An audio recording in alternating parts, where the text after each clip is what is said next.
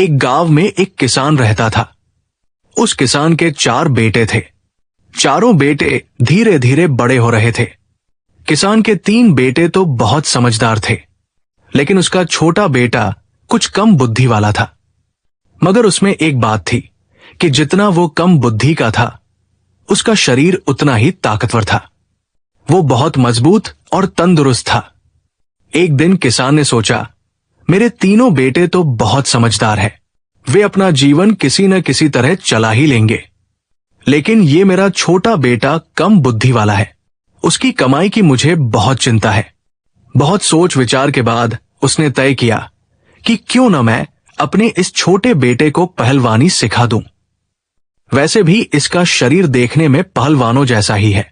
अब किसान ने अपने छोटे बेटे को पहलवानी सिखाना शुरू कर दिया।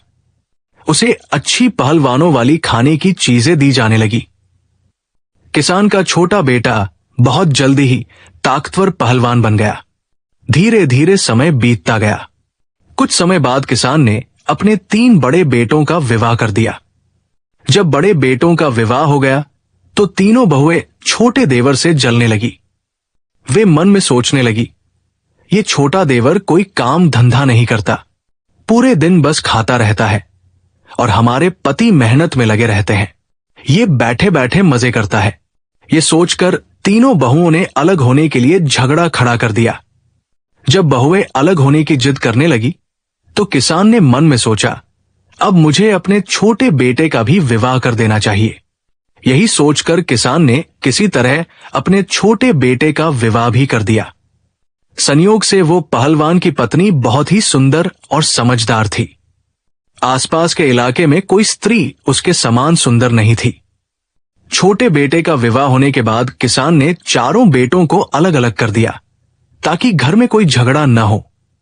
जब चारों बेटे अलग हुए तो 3 बड़े बेटे जो समझदार थे, वे तो अच्छी कमाई करने लगे, लेकिन छोटा बेटा जो पहलवान था, उसका तो बस एक ही काम था, अच्छा खाना खाना और रोज पहलवानी करना।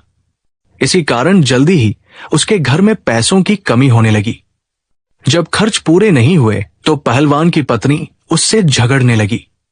वो कहने लगी, तुम कोई कामधाम तो करते नहीं, दिन भर पड़े रहते हो, और तुम्हें खाने में भी अच्छा अच्छा चाहिए। ऐसे हमारा गुजारा कैसे होगा?